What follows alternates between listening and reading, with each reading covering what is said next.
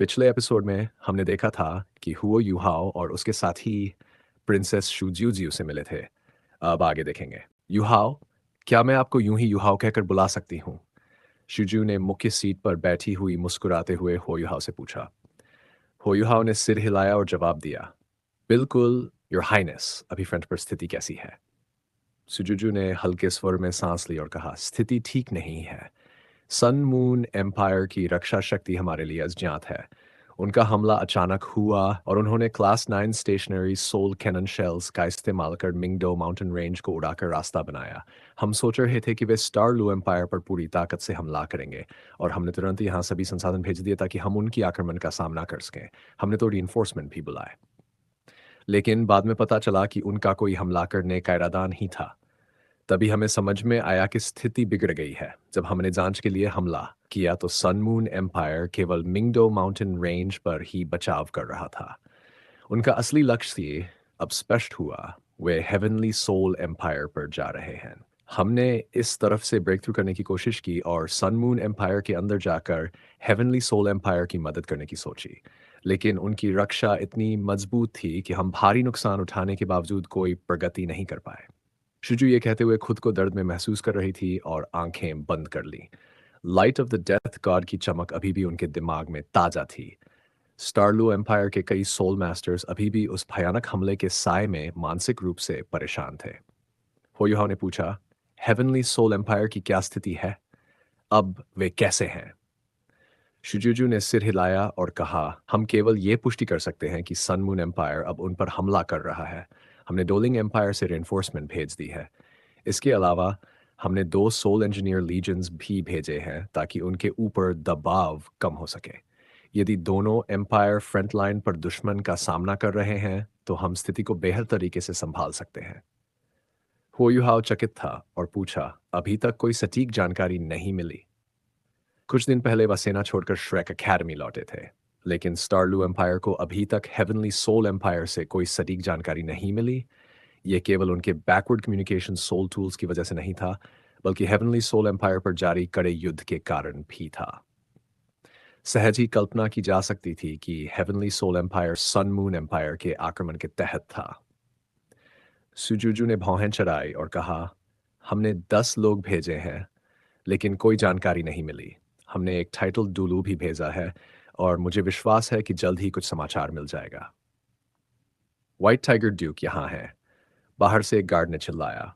सभी ने स्वतः ही खड़े हो गए।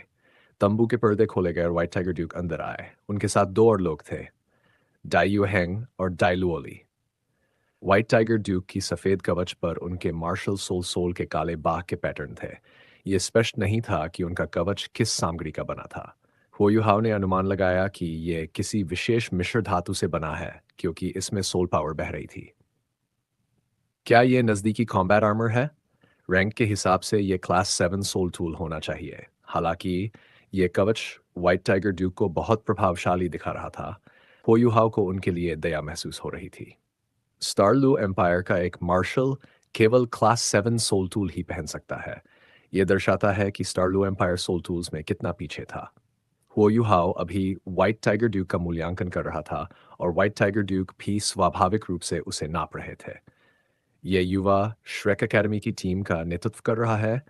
ऐसा लग रहा था क्योंकि वह प्रिंसेस जूजू के बगल में बैठा था। जब प्रिंसेस जूजू ने व्हाइट टाइगर ड्यूक को बुलाया, उन्हें केवल यह सूचित किया गया कि श्रेक एकेडमी के प्रतिनिधि आए हैं। उन्हें यह नहीं बताया गया कि वे कौन हैं। अब वह निराश थे जब उन्होंने देखा कि ये सभी युवा हैं, भले ही उन्होंने इसे खुलकर नहीं दिखाया। यदि ये श्रेक एकेडमी के मजबूत सदस्य होते तो स्थिति अभी भी उलट सकती थी। लेकिन ये युवा क्या कर सकते हैं? युहाओ, तो ये आप हैं? डाइयोहेंग ने खुशी से कहा, लेकिन उसने तुरंत अपना मुंह बंद कर लिया। वह एक कैंप में था और अपने पिता के सामने भी। व्हाइट टाइगर ड्यूक ने अपना सिर डाइहेंग की ओर घुमाया, लेकिन उन्होंने उसे डांटा नहीं। उन्होंने अपना ध्यान होयुहाव पर वापस कर लिया। हालांकि होयुहाव ने खुद को शांत रखने की पूरी कोशिश की, वह पूरी तरह से अपनी कंपोजर बनाए नहीं रख पाए। ये व्यक्ति उसके पिता थे और उस व्यक्ति से उसने कभी नफरत की थी। लेकिन कुछ इंटरैक्शंस के बाद उसने अपनी रिवेंज नहीं ली, बल्कि उसने उसे 2 बार बचाया भी। उसने पहले elite continental advance soul master academy tournament के दौरान व्हाइट टाइगर ड्यूक से मुलाकात की थी। उस समय वह बहुत कमज़ोर था और व्हाइट टाइगर ड्यूक ने उसे नोटिस नहीं किया था। ये डाई हाउ से पहली बार फेस टू फेस मुलाकात थी, जिसे किसी ने नोटिस नहीं किया। वह ये था कि डाई लुओली का मुंह इस समय खुला था और उसकी आंखों में डिसबिलीफ थी। वह हो युहाओ को देखकर चकित था। डाई लुओली तुरंत हो युहाओ को पहचान गया। और कैसे नहीं पहचानता? इसके अलावा वह डाई युएहेंग की तुलना में और भी अधिक एस्टॉनिश था। भाई, आप कौन से खेल खेल रहे हो? Shrek academy? तो आप वास्तव में श्रेक एकेडमी से हैं? उस दिन जब हो युहाओ बिना अलविदा कहे चला गया, डायलुओली कैंप लौट आया और जब हो युहाओ वापस नहीं आया तो चिंतित हो गया। इसके बाद उसे व्हाइट टाइगर ड्यू के पास रीअसाइंड कर दिया गया। पहले डाइहाओ ऐसा नहीं करता था क्योंकि वह सोचता था कि यदि डाइलुओली व्हाइट टाइगर ड्यूक का उत्तराधिकारी बनने के योग्य नहीं है, तो उसके लिए सरल और सुरक्षित जीवन जीना बेहतर है। हालांकि डाइलुओली के रहस्यमय मास्टर की उपस्थिति ने उसके मार्शल सोल में म्यूटेशन और अवेकनिंग कर दी। उसकी कल्टीवेशन लीप्स और बाउंड्स में बढ़ गई। हालांकि वह अब थोड़ा बड़ा था, डाइलुओली में अभी भी पोटेंशियल था। व्हाइट टाइगर ड्यूक को निस्वार्थ होना पड़ा और अपने प्रतिभाशाली बेटे को नर्चर करना पड़ा। उन्होंने डाइलुओली को अपने पास बुलाया और उसे डाई युहेंग से टेम्पररली सीखने दिया। अपने कल्टीवेशन के दौरान वह सैनिक कौशल सीख सकता था। उसे कुछ मिलिट्री मीटिंग्स में भाग लेने की अनुमति भी दी गई, जो प्रशिक्षण माना जाता था। इस समय होयुहाओ का पूरा ध्यान व्हाइट टाइगर ड्यूक पर था और वह अपने छोटे भाई पर ध्यान नहीं दे रहा था। उसने पहल की और व्हाइट टाइगर ड्यूक को सुजुजू के साथ ग्रीटिंग दी। सुजुजू मुस्कुराई और बोली, अंकल डाई, मैं आपको परिचित कराती हूँ। यह श्रेक एकेडमी की यंगर जनरेशन का नंबर वन टैलेंट है, जिसने स्पिरिट पगोडा स्थापित की और सी गॉड्स पवेलियन का यंगेस्ट सदस्य है, होयुहाओ। मुझे विश्वास है कि आपने उसका नाम पहले सुना होगा। उसकी इंट्रोडक्शन बहुत डिटेल्ड थी और डाई हाउ तुरंत शॉक्ड हो गए। उन्होंने पहले कई बार होयुहाओ का नाम सुना था। जब स्पिरिट पगोडा की स्थापना हुई और स्पिरिट्स पहली बार प्रकट हुए, उन्होंने एक बार डाइयोहेंग से पूछा था कि क्या वह होयुहाओ को जानते हैं। डाइहेंग ने होयुहाओ के साथ अपने अनुभव सुनाए। डाइयोहेंग के लिए होयुहाओ एक लेजेंड था।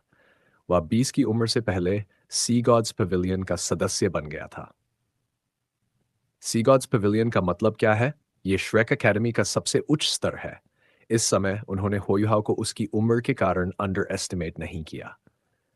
महाद्वीप में कौन सी गॉड्स पवेलियन के सदस्य को कम आंकने की हिम्मत करेगा? इसके अलावा वह स्पिरिट पगोडा का फाउंडर भी था। कहा जाता है कि उसने स्पिरिट्स की खोज की। इस युवा को अब केवल जीनियस शब्द से वर्णित नहीं किया जा सकता। वह ज्यादा एक फ्रीक जैसा था। श्रेक एकेडमी ने कोई शक्तिशाली सदस्य नहीं भेजा, लेकिन उसका आगमन यह दर्शाता है कि श्रेक एकेडमी इस युद्ध को कितना महत्वपूर्ण मानता है। डाई युहेंग ने व्हाइट टाइगर ड्यू को बताया था कि हुओ युहाओ संभवतः सी गॉड्स पवेलियन के मास्टर का भविष्य एयर हो सकता है। एम्पायर में उसकी वर्तमान स्थिति क्राउन प्रिंस के समान थी। हुओ युहाओ अब रुकी नहीं रहा। उसने अपनी भावनाओं को छिपाया और मुस्कुराते हुए कहा, आपका स्वागत ड्यूक हर हाइनेस ने बहुत अच्छे शब्दों में कहा। मैंने स्पिरिट पगोडा की स्थापना नहीं की। ये एकेडमी और टीन एम्पायर तथा ग्रेट स्टार डो फॉरेस्ट के सैवेज बीस्ट के सहयोग से स्थापित हुई। सुजुजू मुस्कुराई और बोली, अब औपचारिकता मत करो। बिना तुम्हारे रिसर्च किए स्पिरिट्स के हम स्पिरिट पगोडा की स्थापना कैसे कर सकते थे? मैंने सुना है कि स्पिरिट पगोडा अब सोल मास्टर्स के लिए एक होली ग्राउंड है। इसका भविष्य असीम है। अफसोस, अगर ये युद्ध नहीं होता तो मैं आप सभी के साथ स्पिरिट पगोडा के हेडक्वार्टर्स जाती। शुजुजू के शब्द व्हाइट टाइगर ड्यूक के हो युहाओ के प्रति प्रभाव को और गहरा कर दिए। उन्होंने हो युहाओ की ओर सिर हिलाया और कहा, तुम वास्तव में एक हीरो हो। मैंने पहले डाई युएहेंग से तुम्हारे बारे में सुना है। नॉर्थ वेस्टर्न फील्ड आर्मी में स्वागत है। ये कहते हुए उन्होंने अपना दाहिना हाथ हो युहाओ की ओर बढ़ाया। हो युहाओ ने अपना हाथ मिलाने के लिए उठाया। व्हाइट टाइगर ड्यूक का हाथ चौड़ा, गर्म और शक्ति से भरा हुआ था। जब उनके हाथ मिले, हो लगभग डिस्ट्रैक्टेड हो गया। जब वह सब कुछ याद करने लगा, वह हमेशा माँ से पूछता था कि उसके पिता कहाँ हैं। वह अपने पिता की देखभाल चाहता था और चाहता था कि उसके पिता वहाँ हों ताकि वह और उसकी माँ सुरक्षित रहें। लेकिन उसे कभी अपने पिता का प्यार नहीं मिला। ये पहला मौका था जब वह बैटलफील्ड के अलावा व्हाइट टाइगर ड्यूक के इतने करीब आया।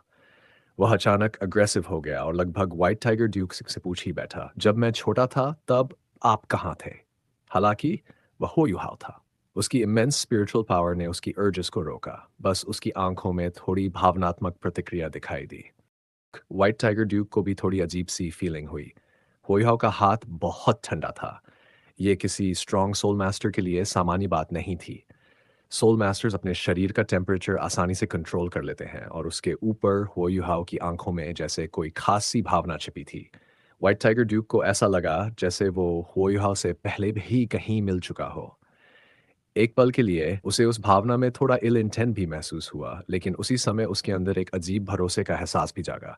उसे लग रहा था कि हो युहाओ पूरी तरह भरोसे लायक है। ये फीलिंग कहाँ से आई, ये वो खुद भी नहीं समझ पाया। शायद उसकी सिक्स्थ सेंस थी। हैंडशेक खत्म होते ही दोनों ने खुद को संभाल लिया। व्हाइट टाइगर ड्यूक ने हाथ से इशारा किया, तुम हमारे गेस्ट हो, कृपया बैठो। शुजुजू ने अपना सीट छोड़कर व्हाइट टाइगर ड्यूक को दे दिया। ये उनके प्रति सम्मान दिखाने और पहले की अपनी गलती के लिए माफी जताने का तरीका था। तुरंत ही गार्ड ने व्हाइट टाइगर ड्यूक के पास एक और सीट रख दी। अब हो युहाओ व्हाइट टाइगर ड्यूक के बाईं तरफ और सुजू दाईं तरफ बैठ गई, जबकि डाइयुहेंग और डायलुओली को सीट नहीं मिली। व्हाइट टाइगर ड्यूक के घर के नियम बहुत सख्त थे। फौज में तो वो अपने बेटों पर और भी ज्यादा सख्ती रखते थे। डायलुओली होयुहाओ के और पास खड़ा था और लगातार उसे देख रहा था। तभी होयुहाओ को याद आया कि उसका छोटा भाई भी यहीं है। उसने स्पिरिचुअल पावर से डायलोली से कनेक्ट होकर उसे शांत रहने का इशारा किया। इतनी ट्रेनिंग के बाद डायलोली की कल्टीवेशन और मेंटल स्थिति पहले से काफी मैच्योर हो चुकी थी। अब जाकर उसने अपनी क्यूरियोसिटी दबाई और काम हो गया। तभी डाइहाओ ने हुयुहाओ की तरफ मुड़कर कहा, तुम सबने बहुत मेहनत की है। श्रेक एकेडमी की क्या सलाह है? सुजू ने जल्दी से लेटर निकालकर डाइहाओ को दिया। हुयुहाओ बोला, ये एल्डर श्वान का लिखा हुआ पत्र है। हम लोग यहाँ सिर्फ आपके कमांड के तहत सन मून एम्पायर के खिलाफ लड़ने आए हैं। एल्डर श्वान के अनुसार हमारा मुख्य काम रिकनेसेंस यानी स्काउट्स का होगा। डाइहाव ने सिर हिलाकर लेटर खोला और ध्यान से पढ़ने लगे। लेटर में एल्डर श्वान ने जा कुछ नहीं लिखा था। सबसे पहले उन्होंने स्टारलू एम्पायर के प्रति श्रेक एकेडमी का सपोर्ट जताया। फिर बताया कि हुईहाव और उसके साथी टंग सेक्ट से हैं और सब श्रेक एकेडमी के टॉप टैलेंट्स हैं। वो चाहते थे कि हलोग सनमून एम्पायर के खिलाफ स्टारलू एम्पायर की मदद करें। इनमें सबसे खास बात एल्डर श्वान ने लिखी कि हुईहाव सर्वेलेंस स्किल्स में बेहद एक्स्ट्रा ऑर्डिनरी है और उसने श्रेक एकेडमी का अल्टीमेट सोल्जर प्लान पूरा करने वाला एकमात्र व्यक्ति है। ने शायद बात पहले ही अपने पिता को बता दी थी, छुपाने जैसा कुछ नहीं था। लेटर पढ़ने के बाद डेहाव की नज़र फिर से की तारीफ भले ही कुछ ज़्यादा लगी हो, लेकिन एल्डर श्वान के शब्द एग्जैजरेशन नहीं हो सकते थे, बल्कि एल्डर श्वान की रिकमेंडेशन सुजुजू की बातों से भी बड़ी थी। अब व्हाइट टाइगर के पास होयुहाव को गंभीरता से लेने के अलावा कोई चारा नहीं था। वो बोले, तुम सब सही समय पर आए। अब देर नहीं करनी चाहिए। रिकनेसेंस की बात करूं तो व्हाइट टाइगर ड्यूक ने कड़वा सा हंसते हुए सिर हिलाया। असल में सनमून एम्पायर ने हमें धोखे में इसलिए रखा क्योंकि उन्होंने हमारी रिकनेसेंस को पूरी तरह बंद कर दिया है। हमें मिंगडो माउंटेन रेंज की बिल्कुल भी जानकारी नहीं मिल रही। उनकी एरियल सर्वेलेंस सोल टूल्स ने हमारी सारी निगरानी रोक दी है। यहाँ तक कि हम अपने फ्रंट पर मौजूद फ्रेंडली ट्रूप से भी कांटेक्ट खो चुके हैं। ये सुनकर हो युहाओ भी चौंक गया। उसे लगा था कि यूजफुल इंफॉर्मेशन नहीं मिल पा रही, लेकिन अपने ही सैनिकों से कांटेक्ट टूट जाना वाकई बहुत बड़ी बात थी। लगता था उसने सन मून एम्पायर की एरियल सर्वेलेंस सोल टूल्स की ताकत को अंडर एस्टिमेट किया था। व्हाइट टाइगर ड्यूक ने आगे कहा, सन मून एम्पायर ने बॉर्डर पर कुछ टैक्टिकल यूनिट्स बनाई हैं जो हाई टियर सोल इंजीनियर्स से बनी हैं। मुझे नहीं पता उन्होंने ये कैसे किया, लेकिन एरियल सर्वेलेंस सोल टूल्स से मिली सारी जानकारी तुरंत उन तक पहुंच जाती है। वो इन टूल्स के जरिए हमारे स्काउट्स को लोकेट करके उन्हें खत्म कर देते हैं। इसी वजह से हम अंधे हो गए हैं। स्थिति बहुत खराब है। हम सीधा हमला भी नहीं कर सकते। सनमून एम्पायर ने मिंगडो माउंटेन रेंज पर बेहद डिस्ट्रक्टिव सोल टूल लगाया है, उस पर हमला करना नामुमकिन है। सर्वेलेंस में भी हम बहुत पीछे हैं। हमें लगता है हम उनकी निगरानी कर रहे हैं, लेकिन सच में हमें उनकी मूवमेंट्स का कोई अंदाजा नहीं। इस युद्ध में हमारी स्थिति बहुत डिसएडवांटेजेस है। हमारा अंदाज़ा है कि सन मून एम्पायर का अगला निशाना हेवनली सोल एम्पायर है। कई दिन हो गए लेकिन वहाँ से भी कोई पुख्ता खबर नहीं आई। लेकिन मुझे पूरा यकीन है कि हमारा अंदाज़ा सही है। अब जबकि हमारे पास कोई जानकारी नहीं है, हम पूरी तरह डिसएडवांटेज में हैं।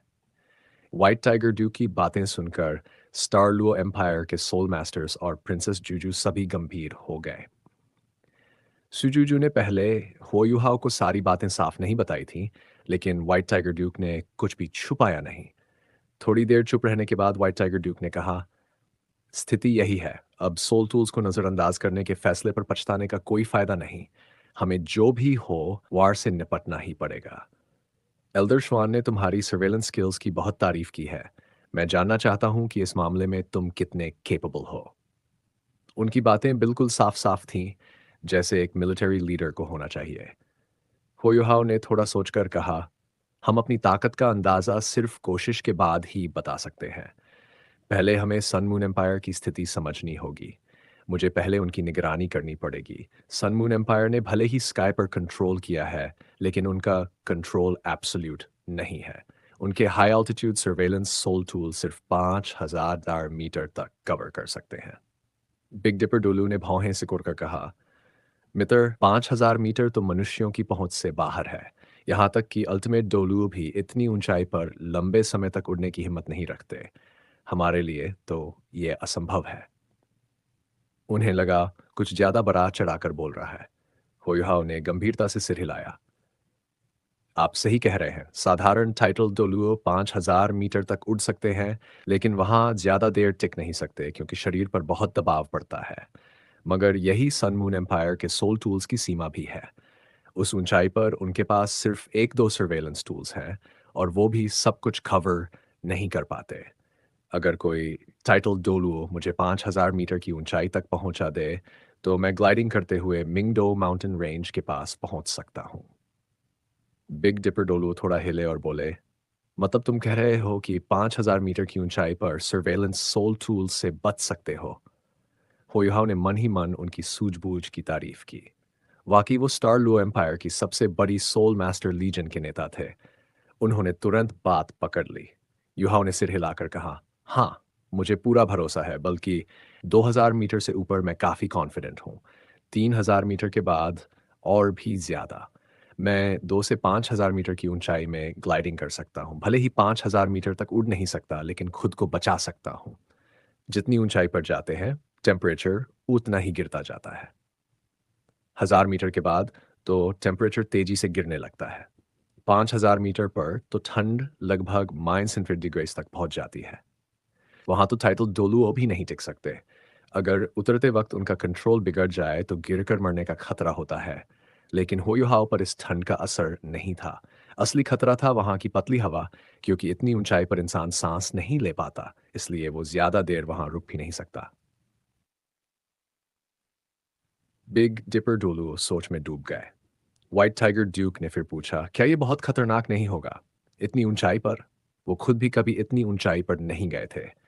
वहां हवा का कोई भी तेज झोंका किसी को और ऊपर ले जा सकता था, और फिर निचले टेम्परेचर और सोल पावर ड्रेन से मौत तय थी।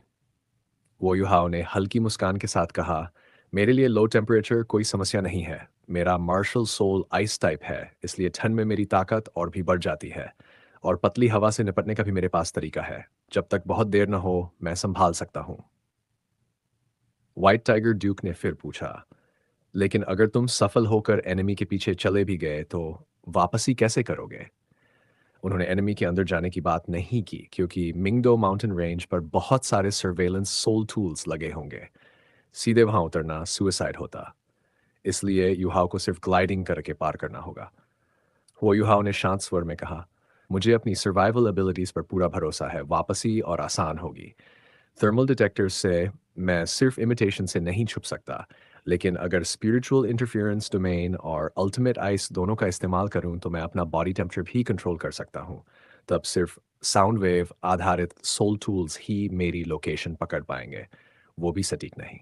अब हाइट टाइगर ड्यूक से मुलाकात, इसका मतलब ये भी था कि अगर होयुहाओ मिंगडो माउंटेन रेंज के अंदर घुसकर वापस लौटने की कोशिश करेगा, तो पकड़े जाने पर उस पर दुश्मन की ज़बरदस्त चोटें पड़ेंगी।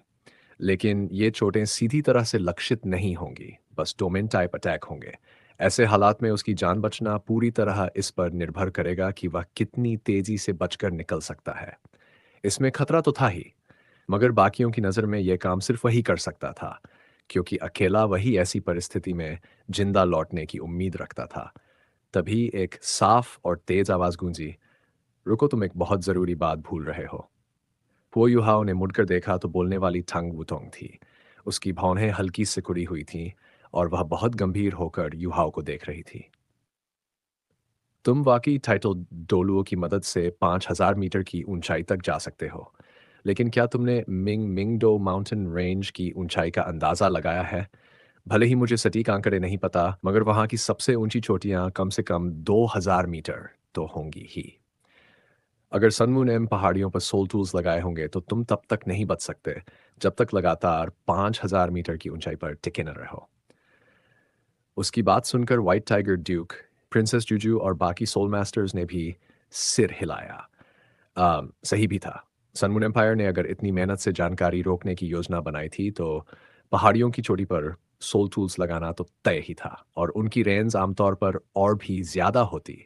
लेकिन युहाओ बस हल्के से मुस्कुराया और बोला, मैंने इस बारे में पहले से सोचा हुआ है। आमतौर पर एरियल सर्वेलेंस सोल टूल्स सिर्फ 1,000 मीटर तक ही देख सकते हैं, और वो भी ज़्यादातर ज़मीन की तरफ। अगर कुछ ग्राउंड बेस्ड सोल टूल्स आकाश की ओर लगाए भी गए हों तो वे भी 1,000 मीटर से ऊपर ठीक से काम नहीं करते, क्योंकि वहाँ की हवाएं और अस्थिर तत्व उनकी सटीकता बिगाड़ देते हैं। यहाँ तक कि पहाड़ी की चोटियों पर लगाए गए सोल टूल्स भी इन्हीं परिस्थितियों से प्रभावित होते हैं। सन मून एम्पायर के पास हाई ऑल्टीट्यूड सोल टूल्स तो हैं जो 3,000 मीटर तक निगरानी कर सकते हैं, लेकिन वे सिर्फ जमीन की ओर काम करते हैं और पूरी तरह विकसित भी नहीं हैं। मेरी कंसीलमेंट के आगे वे मुझे पहचान नहीं पाएंगे। असली खतरा सिर्फ एक ग्राउंड बेस्ड टूल्स हैं जो आकाश की ओर लगे हैं। युहाओ ने आगे गिनती और आंकड़े बताए। Ground based surveillance soul tool ज़्यादा से ज़्यादा 1,500 मीटर तक देख सकते हैं। थर्मल, एयरफ्लो और ऑसिलेशन डिटेक्टर्स 500 मीटर से ऊपर बेअसर होने लगते हैं। यानी अगर मैं मिंगदो रेंज की सबसे ऊंची पहाड़ी से भी 3,000 मीटर ऊपर रहूं तो मुझे पकड़ा नहीं जा सकता, और मैं जानबूझकर किसी कम ऊंचाई वाली चोटी के ऊपर से निगरानी करूंगा। उसके ये आंकड़े सुनकर स्टार लुओ एम्पायर के सभी सोल मास्टर्स थोड़े शर्मिंदा हो गए। उनकी जानकारी सन मून एम्पायर की सोल टूल्स के बारे में युहाओ से कहीं कम थी। युहाओ ने कहा, तो साफ है, जब तक मैं 5,000 मीटर से नीचे फिसलते हुए भी 3,000 मीटर की ऊंचाई से कम पर नहीं जाता, मैं आसानी से सर्वेलेंस कर सकता हूं। इतना कहकर उसकी आंखों से हल्की सुनहरी चमक निकली और उसने एक स्पिरिचुअल वेब फैला दिया जो पूरे टेंट को ढक लिया। सभी सोल मास्टर्स चौंक गए, मगर व्हाइट टाइगर ड्यूक के इशारे पर उन्होंने कोई विरोध नहीं किया। अगले ही पल की यूहावर सबके साथ जुड़ गई और उसका इंटेंट सब में साझा हो गया। तुरंत ही हर किसी के मन में 5 किलोमीटर दायरे का सटीक और जीवंत नक्शा भर आया। प्रिंसेस जुजू और बिग डिपर डुओ भी हक्का बक्का रह गए। बाकी स्टारलू एम्पायर के सोल मास्टर्स भी स्तब्ध रह गए। यहाँ तक कि टांग वू टोंग भी चौंक गई। युहाओ की स्पिरसनीय थी। वह बस बैठा बैठा हाय सब साझा कर रहा, और ये सन मून एम्पायर की सोल टूल से कहीं ज्यादा जादुई लग रहा था। युहाओ ने समझाया, यूनिडायरेक्शनल डिटेक्शन में मुझे 5 किलोमीटर तक भरोसा है। यानी मैं 3,000 मीटर की ऊंचाई से मिंगडो माउंटेन रेंज की हालत देख सकता हूँ और वह बिल्कुल सटीक होगी। लेकिन मैं लगातार ये नहीं कर सकता। अपनी सोल और स्पिरिचुअल पावर को सर्वोत्तम स्थिति में बनाए रखने के लिए मैं हर बार सिर्फ 15 मिनट तक सर्वेलेंस करता हूँ। उतने समय तक मैं हवा में टिक सकता हूँ। इसके बाद मैं बिना पकड़े वापस लौटने की कोशिश करूंगा। अगर सफल रहा तो बार बार जाऊंगा और सारी जानकारी याद कर लूंगा। व्हाइट टाइगर ड्यूक को अचानक लगा कि यूहाओ की स्पिरिचुअल डिटेक्शन शेयरिंग उसे किसी पुराने अनुभव की याद दिला रही है। उसे लगा जैसे ये वही शक्ति है जिसने पहले कभी उसकी जान बचाई थी। लेकिन उसने तुरंत उस विचार को नकार दिया, क्योंकि इसने उसने पहले बचाया था उसकी ताकत इस समय महाद्वीप में सबसे शीर्ष स्तर की थी। तभी बिग डिपर डोलू उठ खड़ा हुआ और बोला, बहुत बढ़िया नौजवान, पहले जो मैंने शक किया उसके लिए माफ करना। तुम्हारा आना हमारे लिए उम्मीद लेकर आया है। अगर तुम दुश्मन की फॉर्मेशन का अध्ययन कर पाए तो हम उनकी कमजोरियों को पकड़ सकेंगे। मुझे समझ आ गया है कि तुम 5000 मीटर से ग्लाइड करना चाहते हो ताकि अपनी सोल पावर बचा सको, है ना? युहाओ ने सिर हिलाया। असलियत यही थी। उसकी कल्टीवेशन के बावजूद वह 3000 मीटर पर 1 घंटे से ज़्यादा नहीं टिक सकता था और उसमें भी सिर्फ एक चौथाई समय सर्वेलेंस में लगाना सुरक्षित था। बाकी ताकत उसे हमेशा लड़ाई के लिए बचाकर रखनी पड़ती थी। हालांकि उसने ये नहीं बताया कि अगर किसी शक्तिशाली सोल मास्टर, सोल इंजीनियर या किसी विशेष सोल टूल ने उसकी मौजूदगी पकड़ ली, तो वह गंभीर खतरे में पड़ सकता है। वह ये बात इसलिए नहीं बोला क्योंकि वह अपने साथियों को परेशान नहीं करना चाहता था। तभी ये गाय ने कहा, "यह बहुत खतरनाक है। मैं तुम्हारे साथ चलूंगी।" युहाव थोड़ा ठिठक गया। उसके दिल में तो ये इच्छा थी कि ये बात तंग कहे। ये गई की नजरें उससे मिलीं और वह हल्की सी लाल हो गई। अगर कोई तुम्हारे साथ होगा तो कम से कम तुम्हारे बच निकलने के चांस बढ़ जाएंगे। युहाव ने सिर हिलाकर कहा, नहीं, ये लड़ाई नहीं है। मेरे साथ कोई और होगा तो कंसीलमेंट करते समय मुझे उसकी भी चिंता करनी पड़ेगी। अकेले जाना ज्यादा सुरक्षित और प्रभावी है। ये गई थोड़ी उदास हुई, मगर ज्यादा जिद नहीं की और चुपचाप वापस बैठ गई। प्रिंसेस जूजू थोड़ी भावुक होकर बोली, युहाव, अगर तुम सफल हुए तो तुम पूरे स्टार लुओ एम्पायर के सबसे बड़े योगदानकर्ता बनोगे। जो भी मांग होगी मैं पूरी करने की कोशिश करूंगी। टैंग सेक्ट के बाकी सदस्य मुस्कराए। वे जानते थे कि युहाव इतना स्वार्थी नहीं है। आखिर वह स्पिरिट पगोडा का संस्थापक और सी गॉड्स पवेलियन का सदस्य था। लेकिन युहाव ने सबको चौंका दिया। उसने सिर हिलाकर धीरे से कहा, अगर संभव हो तो मैं चाहता हूं कि इस रिकॉनेसेंस मिशन के बाद मुझे भी स्टार लू एम्पायर के सैनिक की तरह मेरिट मिले, एक मिलिट्री रैंक मिले और मुझे नाइट की उपाधि दी जाए। क्या? टैंग सेक के सभी लोग दंग रह गए। सिर्फ टैंग वूटोंग इतनी हैरान नहीं थी क्योंकि वह युहाव को उतना गहराई से नहीं जानती थी। बाकी सब सोच में पड़ गए। यह कैसे हो सकता है? वह सी गॉड्स पवेलियन का सदस्य है, उसकी स्थिति बेजोड़ है। अगर उसे स्टार लुओ एम्पायर का नाइटहुड और सैनिक की पहचान मिल जाएगी, तो क्या वह इस एम्पायर से बात नहीं जाएगा? एम्पायर उसके प्रभाव का फायदा उठा लेगा। शुजुजू भी हैरान थी, लेकिन बहुत समझदार भी। उसने तुरंत कहा, कोई समस्या नहीं। तुम्हारी क्षमता और कल्टीवेशन को देखते हुए मैं अभी अपने बड़े भाई की ओर से तुम्हें विस्काउंट की उपाधि देने का वादा करती हूँ, और यह उपाधि तुम्हारे वंशजों को भी मिलेगी। विस्काउंट भले ही नोबिलिटी में सबसे ऊंचा दर्जा नहीं था, मगर फिर भी बहुत बड़ा सम्मान था। और अगर यह उपाधि वंशानुगत थी, तो युहाओं के आने वाले पीढ़ियोंगण सुरक्षित हो जाता। अगर एम्पायर का सम्राट खुद मौजूद होता, तो शायद इससे भी बड़ा वादा कर देता। आखिर युहाओं से नज़दीकी एम्पायर के लिए स्पिरिट पगोडा और श्रेक एकेडमी दोनों से रिश्ते मजबूत करने का अवसर था। सुसैंशी का चेहरा गंभीर हो गया और उसने कहा, युहाओ, तुम्हें इस बारे में बहुत सोच समझकर निर्णय लेना होगा। तुम अब सिर्फ अपनी नहीं, औरों की भी जिम्मेदारी उठाते हो। तो चलिए आज की कहानी यहीं खत्म करते हैं। बाकी का हिस्सा हम अगले भाग में देखेंगे। धन्यवाद।